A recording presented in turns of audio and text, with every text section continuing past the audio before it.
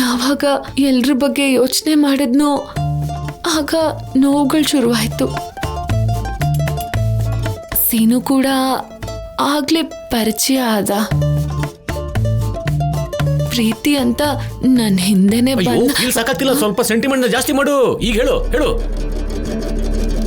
ಆದ್ರೂ ನಮ್ಮನೆ ಗೌರವದ ಬಗ್ಗೆ ಯೋಚನೆ ಮಾಡಿ ನಾನು ಒಪ್ಕೊಳ್ಳಿಲ್ಲ ದೊಡ್ಡಪ್ಪ. ಕೊನೆಗೆ ನಾನು ಮದ್ವೆ ಮಾಡ್ಕೊಳ್ಳಿಲ್ಲ ಅಂದ್ರೆ ಸತ್ತೋಗ್ತೀನಿ ಅಂತ ಹೆದರಿಸ್ದ. ಅವಾಗ ಒಪ್ಕೊಂಡೆ. ಅದು ಕೂಡ ಪ್ರೀತಿಸಿರೋ ಮಾತು ನಿಜಾನೇ ಅಂತ ಹೇಳ್ದೆ. ಮದ್ವೆ ಮಾಡ್ಕೋಬೇಕು ಅಂತ ಅನ್ಕೊಳ್ಳಿಲ್ಲ ದೊಡ್ಡಪ್ಪ. ಯಾಕೆ ಅಂದ್ರೆ ಅಷ್ಟೊತ್ತಿಗಾಗ್ಲೇ ಸೀನು ಚಾರುಗೆ ಎಂಗೇಜ್ಮೆಂಟ್ ಆಗೋಗಿತ್ತು. ಅದೇ ಮಾವ, ಹೇಗೋ ಈಗ ಆದ್ಯ ಕೂಡ ನನ್ನ ಪ್ರೀತಿ ಮಾಡ್ತಾಳೆ ಅಂತ ಹೇಳಿದ್ಲಲ್ವಾ. ಇನ್ನು ನಮ್ಮ ಮದ್ವೆನ ನೀವೇ ಮುಂದೆ ನಿಂತು ಮಾಡಿಸ್ಬೇಕು. ಹೌದು ದೊಡ್ಡಪ್ಪ, ಇಷ್ಟು ದಿನ ಮನ್ಸಲ್ಲಿರೋ ಮಾತನ್ನ ಹೊರಗಡೆ ಹೇಳಿಲ್ಲ, ಅದಕ್ಕೆ ನಾರ್ಮಲ್ ಆಗಿದ್ದೆ. ಈಗ ನಾನು ಪ್ರೀತಿಸ್ತಿರೋ ವಿಷಯನ ಹೇಳಿದ್ಮೇಲೆ ಆ ಪ್ರೀತಿನ ಹೇಗ್ ಬಚ್ಚಿಡ್ಬೇಕು ಅರ್ಥ ಆಗ್ತಿಲ್ಲ. ನಮ್ಮಿಬ್ರು ಮನ್ಸನ್ನು ಅರ್ಥ ಮಾಡ್ಕೊಂಡು ಮದ್ವೆಗೆ ಒಪ್ಕೊಳ್ಳಿ ಮಾವ. ಒಪ್ಕೊಳ್ಳಿ ದೊಡ್ಡಪ್ಪ, ಒಪ್ಕೊಳ್ಳಿ ಮಾವ. ಆಗಲ್ಲ ಆಗಲ್ಲ ಆಗಲ್ಲ. ಒಪ್ಕೊಳ್ಳಿ ದೊಡ್ಡಪ್ಪ, ಒಪ್ಕೊಳ್ಳಿ ಮಾವಯ್ಯ. ಹಿಂಗ್ ಕೇಳಿದ್ರೆ ಯಾರು ಒಪ್ಕೋತಾರೆ? ಅರೆ ಫೀಲ್ ಅಲ್ಲಿ ಫೀಲ್ ಇರ್ಬೇಕಮ್ಮ. ಅಷ್ಟಕ್ಕೂ ಏನು ಹೇಳೋ ಮಾತಲ್ಲಿ ಸ್ವಲ್ಪನೂ ಡೆಪ್ತೇ ಇಲ್ಲ. ಅಂದ್ರೆ ಇಷ್ಟೊತ್ತು ಹೇಳಿದಕ್ಕೆ ಮಾವ ಒಪ್ಕೊಳ್ಳಲ್ಲ ಅಂತೀರಾ? ಒಪ್ಕೊಳ್ಳೋದೇ ಇಲ್ಲ. ಅಷ್ಟಕ್ಕೂ ನೀವು ಹೇಳಿದಕ್ಕೆ ನನಗೆ ಕನ್ವಿನ್ಸ್ ಆಗೋದಕ್ಕಾಗ್ತಿಲ್ಲ. ಇನ್ನು ನಿಮ್ಮ ಮಾವ ಹೇಗೋ ಕನ್ವಿನ್ಸ್ ಆಗ್ತಾರೆ? ಹೇಗೆ ಕನ್ವಿನ್ಸ್ ಆಗ್ತಾರೆ? ಅರೆ ಒಂದು ಫೀಲ್ ಅಲ್ಲಿ, ಒಂದು ಎಮೋಷನ್ ಅಲ್ಲಿ, ಒಂದು ಟೆನ್ಷನ್ ಅಲ್ಲಿ, ಒಂದು ಅದಿಲ್ಲಿ ಒಂದು ಇದೆಲ್ಲಿ ಕೇಳೋ. ಒಂದೊಂದು ಡೈಲಾಗ್ ಹೇಳ್ತಿದ್ರೆ ಕಣ್ಣೀರು ಸರಸರ ಅಂತ ಬರ್ತಿರ್ಬೇಕು ಕಣೋ.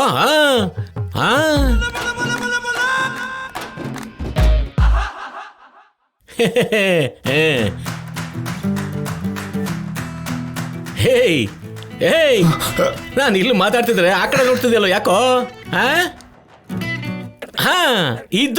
ಇದು ಬೇಕು ಕಣೋ ಎಕ್ಸ್ಪ್ರೆಷನ್ನು.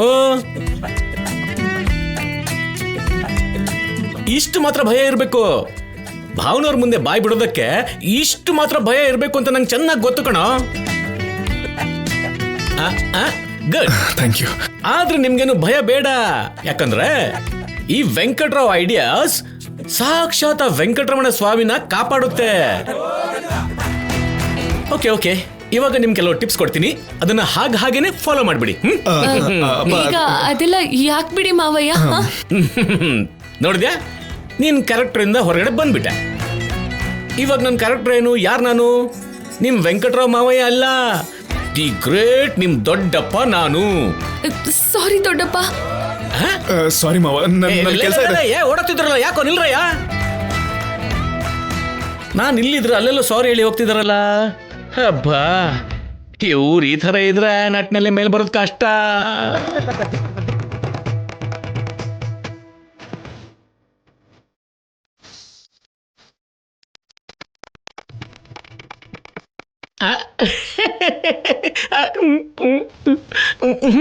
ಭಾವನವ್ರೆ, ಅದು ಪ್ರೀತಿ, ಕಾದಲ್, ಇಷ್ಕ್,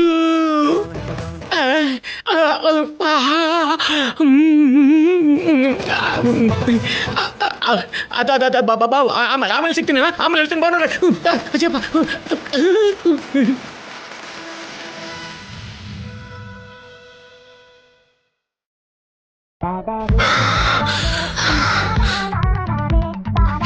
ಮಾತಾಡಿದ್ರೆ ಮಾವನ್ನ ಒಪ್ಪಿಸ್ಬೋದು ಅಂತ ಹೇಳಿದೆ. ಈಗ ನೋಡಿದ್ರೆ ತಪ್ಪಿಸ್ಕೊಂಡು ಬರೋ ತರ ಆಯ್ತು. ಮಾವ ನಮ್ ಮದ್ವೆ ಮಾಡ್ಸೋದಂಗಿರ್ಲಿ, ಇಬ್ರು ಅನಾವಶ್ಯಕವಾಗಿ ಸಿಕ್ಕಾಕೊಂಡ್ವಿ ಅನ್ಸುತ್ತೆ.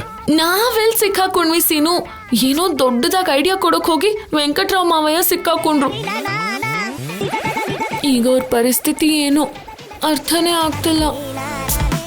ಅವ್ರಿಗದ್ ಮಾಮೂಲಿನೇ. ನಮ್ ವಿಷಯ ಏನ್ ಮಾಡೋಣ ಅಂತಿದ್ಯಾ? ಏನ್ ಮಾಡು ಅಂದ್ರೆ ಏನೋ ಮದ್ವೆ ಮಾಡ್ಕೊಳ್ಳೋದಕ್ ಸಲಹೆ ಕೊಡಿ ಅಂದ್ರೆ ದೊಡ್ಡಪ್ಪನ್ನೇ ಒಪ್ಸು ಅಂದೆ, ಅದು ಆಗ್ಲಿಲ್ಲ.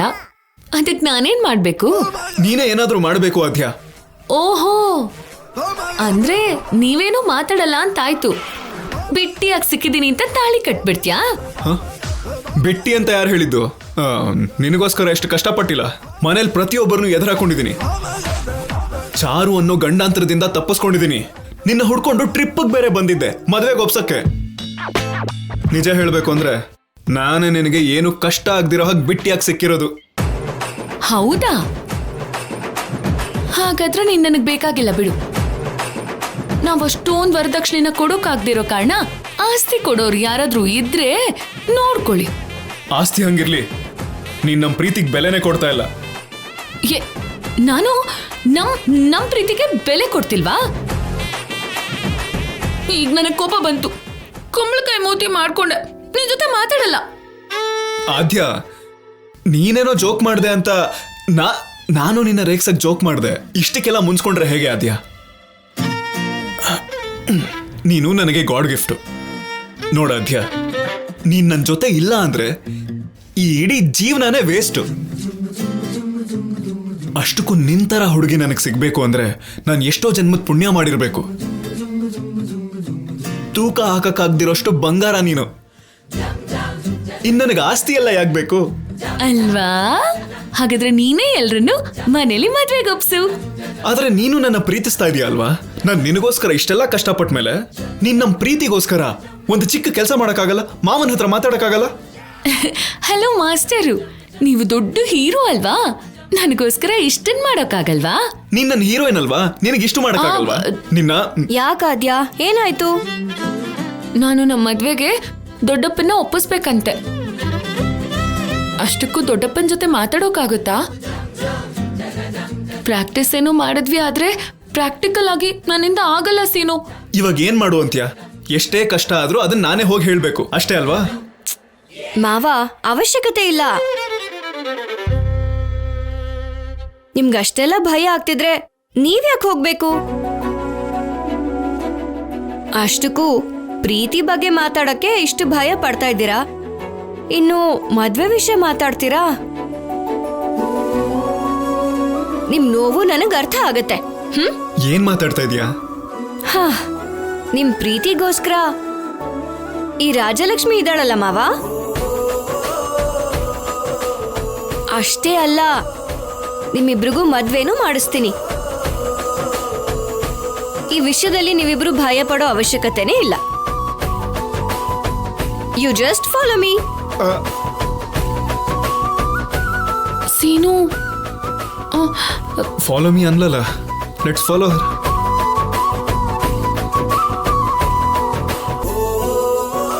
ಹಾ ಅಮ್ಮ. ಏನಮ್ಮ?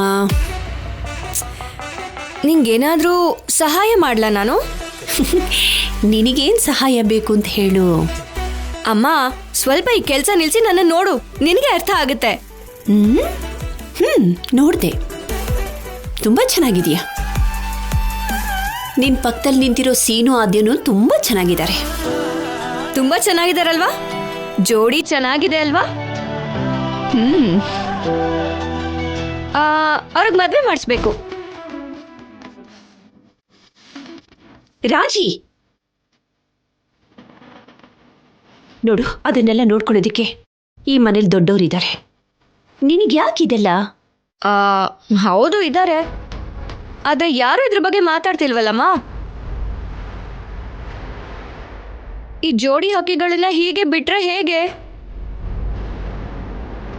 ನೀವ್ ದೊಡ್ಡವರೇ ಅರ್ಥ ಮಾಡ್ಕೊಂಡು ಇವ್ರಿಗೆ ಮದ್ವೆ ಮಾಡಿಸ್ಬೇಕು. ಅಮ್ಮ, ನೀನಾದ್ರೆ ಎಲ್ರನ್ನೂ ಒಪ್ಪಿಸ್ತೀಯ ಅಂತ ನಿನ್ ಹತ್ರನೇ ಕರ್ಕೊಂಡ್ಬಂದೆ. ಅಮ್ಮ ಅಮ್ಮ, ನನ್ ಮುದ್ದು ಅಮ್ಮ ಅಲ್ವಾ? ಪ್ಲೀಸ್ ಅಮ್ಮ, ಅಮ್ಮ ಪ್ಲೀಸ್ ಅಮ್ಮ, ನೀನೇ ಹೇಗಾದ್ರೂ ಮಾಡೊಪ್ಸು. ಹೌದು ಅತ್ತೆ,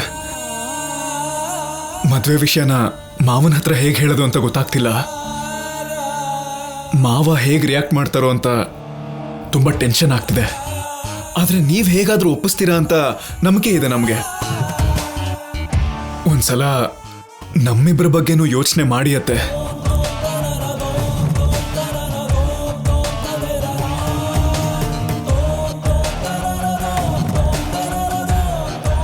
ಆದ್ಯಾ, ನೀನ್ ಯಾಕೇನು ಮಾತಾಡ್ತಾ ಇಲ್ಲ? ದೊಡ್ಡಮ್ಮ, ನೀವು ಹೇಗೆ ಹೇಳ್ತಿರೋ ಹಾಗೆ. ಹಾ? ನಾನೇನ್ ಮಾಡ್ಬೇಕು ನನಗಿಂತ ಚೆನ್ನಾಗಿ ನಿಮ್ಗೆ ಗೊತ್ತು. ನೀವು ನನ್ನ ಮದ್ವೆ ವಿಷಯದಲ್ಲಿ ಎಂಥ ನಿರ್ಧಾರ ತಗೊಂಡ್ರು ನನಗೆ ಸಂತೋಷನೇ.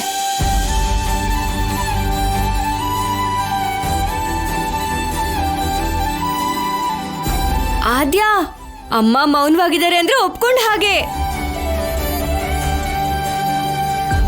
ಹಾಗಾದ್ರೆ ನೀವ್ ಮದ್ವೆ ಬಗ್ಗೆ ಯೋಚನೆ ಮಾಡ್ಬೇಡಿ. ಹಾ, ಆದ್ರೂ ನೀನೇ ಮಾತಾಡ್ತೀನಿ ಅಂತ ಕರ್ಕೊಂಡ್ ಬಂದೆ. ಈಗ ದೊಡ್ಡಮ್ಮನ್ಗೆ ತೊಂದರೆ ಕೊಡ್ತಿದ್ಯಾ? ಏನ್ ಮಾಡು ಅಂತ್ಯಾ? ಅಪ್ಪನ್ ಕಂಡ್ರೆ ನಿಮ್ಗೆಷ್ಟು ಭಯನೋ ನನಗೂ ಅಷ್ಟೇ ಭಯ. ಅದಕ್ಕೆ ಅಮ್ಮನ ಹತ್ರ ಕರ್ಕೊಂಡ್ ಬಂದೆ. ಈಗ ಅಮ್ಮ ಒಪ್ಕೊಂಡಿದ್ದಾರಲ್ವಾ, ಅಂದ್ಮೇಲೆ ನಿಶ್ಚಿಂತೆಯಿಂದ ಇರಿ. ಎಲ್ಲ ನಮ್ಮ ಅಮ್ಮನೇ ನೋಡ್ಕೋತಾರೆ. ಬನ್ನಿ ಬನ್ನಿ ಬನ್ನಿ ಬನ್ನಿ.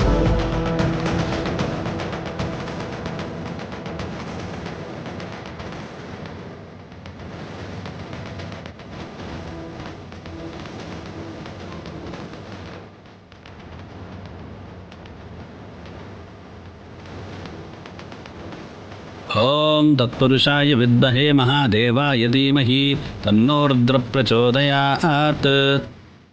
ಸ್ವಾಮಿ, ನಮ್ಗೇನೇ ಕಷ್ಟ ಬಂದ್ರೂ ಅದನ್ನ ನೋಡ್ಕೊಳ್ಳೋದಿಕ್ಕೆ ಅಣ್ಣನ್ ಕೊಟ್ಟಿದ್ಯಾ, ಅಳುವಾಗ ಕಣ್ಣೀರ್ ಒರ್ಸೋದಿಕ್ಕೆ ಅಮ್ಮನ್ ಕೊಟ್ಟಿದ್ಯಾ, ನನಗ್ ಕೋಪ ಬಂದಾಗ ಬೈಯೋದಿಕ್ಕೆ ಗಂಡನ್ನೂ ಕೊಟ್ಟಿದ್ಯಾ, ಕೊನೆಗೆ ಬಂಗಾರ ಕೇಳಿದ್ರೆ ತಕ್ಷಣ ನನ್ ಕಣ್ಮುಂದೆ ತಂದ್ಕೊಡು ಅಂತ ಬೀಗ್ರನ್ ಕೊಟ್ಟಿದ್ದೆ.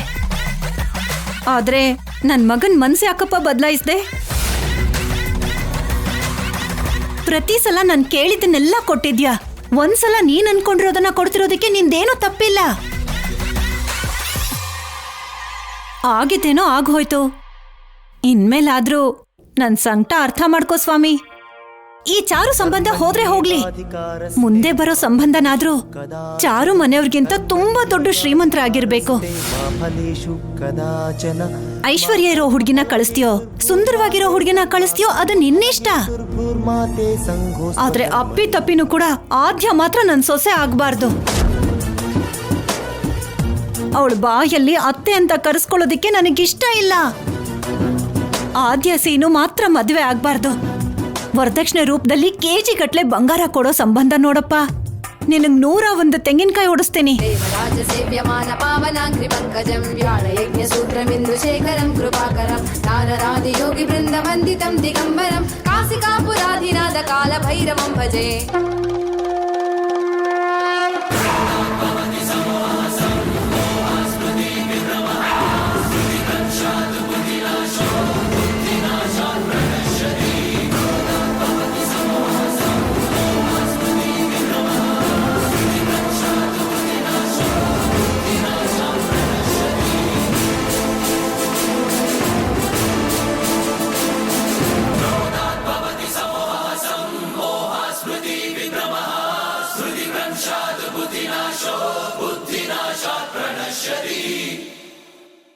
ನೀವಾ ಅನ್ಬಾರ್ದು ಮಾತುಗಳನ್ನ ಅಂದು ಈಗ ಯಾವ ಮುಖ ಹೊತ್ಕೊಂಡ್ ಬಂದಿದ್ದೀರಾ? ಹಾಗೆಲ್ಲ ಮಾತಾಡ್ಬೇಡಮ್ಮ. ಅವತ್ತೇನೋ ಬುದ್ಧಿ ಇಲ್ಲದೆ ಹಾಗೆ ಮಾತಾಡ್ಬಿಟ್ಟೆ. ಇವಾಗ ಪೂರ್ತಿ ಪ್ರಜ್ಞೆ ಇಟ್ಕೊಂಡು ಮಾತಾಡ್ತಾ ಇದ್ದೀನಿ.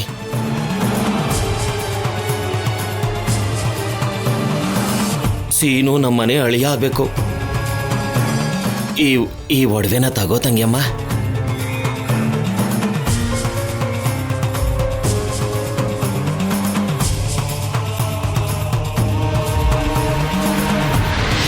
ತಗೊಳ್ಳಿ ಅತ್ಗೆ. ತಪ್ಪಾಗೋಯ್ತು ಅಂತ ಅವರೇ ಒಪ್ಕೋತಿದಾರಲ್ವಾ, ನೀವು ಒಳ್ಳೆ ಮನ್ಸಿಂದ ಒಪ್ಕೊಂಡ್ರೆ ಇಂಥದ್ದನ್ನ ಇನ್ನಷ್ಟು ತಗೊಳ್ಬಹುದು. ಏನ್ ಪಾರ್ವತಿ ನೀನು ಹೇಳ್ತಿರೋದು? ಅವ್ರು ಮಾಡಿದ ಅವಮಾನ ಮರ್ತು ಹೋಗ್ಬಿಟ್ಯಾ? ನನಗ್ ಬಂಗಾರ ಅಂದ್ರೆ ಇಷ್ಟ ಇರಬಹುದು, ಇಲ್ಲ ಅನ್ನಲ್ಲ. ಆದ್ರೆ ಅದಕ್ಕೆ ಅಂತ ನಾನು ನನ್ನ ಸ್ವಾಭಿಮಾನ ಬಿಡೋದಕ್ಕಾಗಲ್ಲ.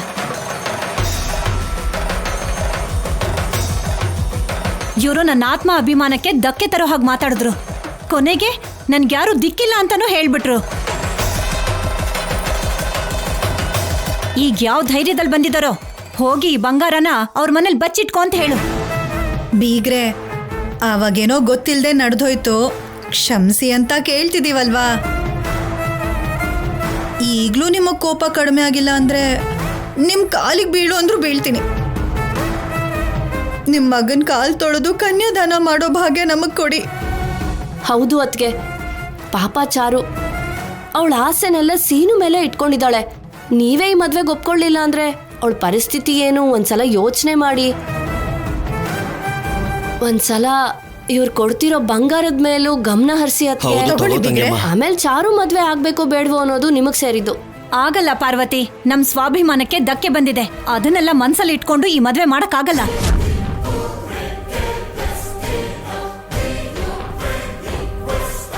ಕೊನೆಗೆ ಈ ಬಂಗಾರ ನೋಡಿದ್ರು ಕೂಡ ನನಗೆ ಇವ್ರು ಮಾಡಿರೋ ಅವಮಾನ ನೆನಪಾಗತ್ತೆ ಹೊರತು ನನಗೆ ನೆಮ್ಮದಿ ಇರಲ್ಲ.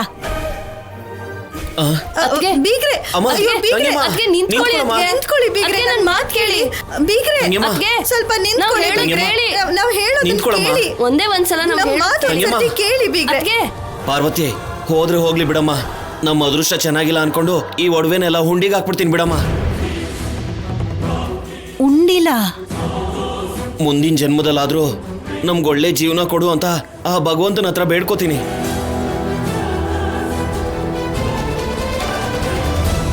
ಕನಿಷ್ಠ ಈ ಒಡವೆಗಳು ದೇವ್ರಿಗೆ ಸೇರ್ತು ಅನ್ನೋ ಆ ತೃಪ್ತಿ ಆದ್ರೂ ನಮ್ಗಿರುತ್ತೆ.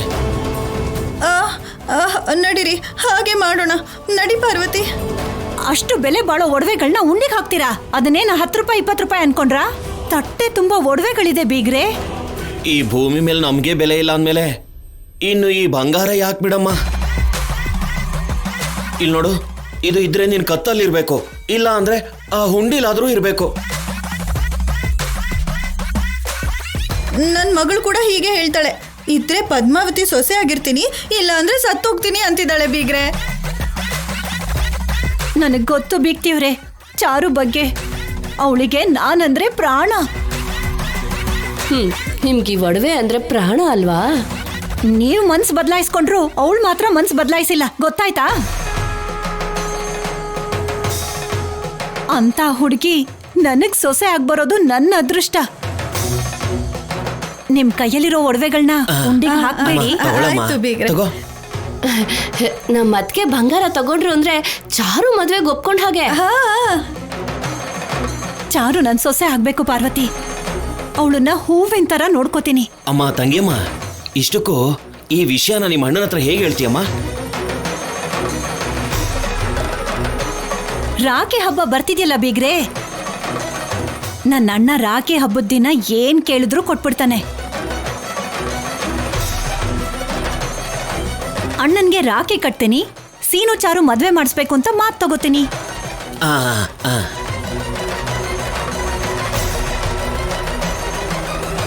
ಇವಾಗ ನಮಗ್ ಸಂತೋಷ ಆಯ್ತು ನೋಡಮ್ಮ. ಚಾರು ಮದುವೆ ಜವಾಬ್ದಾರಿ ನಿನ್ನೆ. ನಾನ್ ನೋಡ್ಕೋತೀನಿ, ನೀವ್ ಕೊಡಿ. ಶ್ಯಾಮಕಾಯಮಾದಿದೇವಮಕ್ಷರಂ ನಿರಾಮಯಂ ಭೀಮ ವಿಕ್ರಮಂ ಪ್ರಭುಂ ವಿಚಿತ್ರ ತಾಂಡವ ಪ್ರಿಯಂ ಕಾಸಿಕಾಪುರಾಧಿನಾದ ಕಾಲ ಭೈರವಂ ಭಜೆ.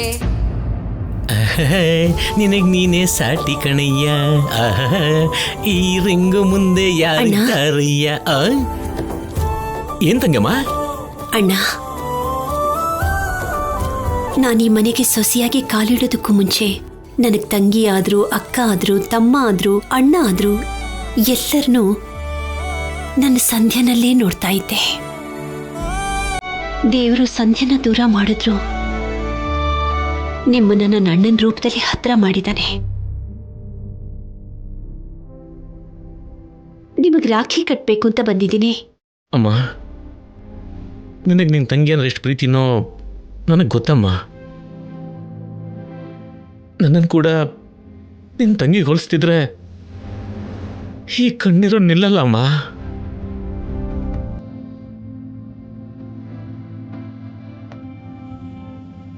ತಂಗಿಯಮ್ಮ, ನನ್ನ ಅದೃಷ್ಟ ಚೆನ್ನಾಗಿದ್ದು ಈ ಮನೆಗೆ ಅಳಿಯಾದೆ ಅಂತ ಸಂತೋಷ ಪಟ್ಟೆ. ಆದರೆ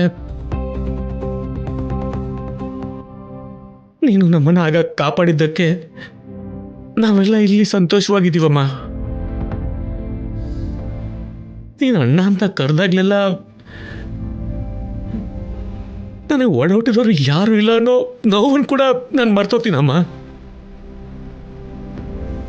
ಅಮ್ಮ, ನನ್ ನಿಜವಾಗ್ಲೂ ತುಂಬಾ ಸಂತೋಷ ಆಗ್ತಿದ್ಯಮ್ಮ. ಕಟ್ಟಮ್ಮ ಕೂತ್ಕೊಳ್ಳ. ಹ, ಹ.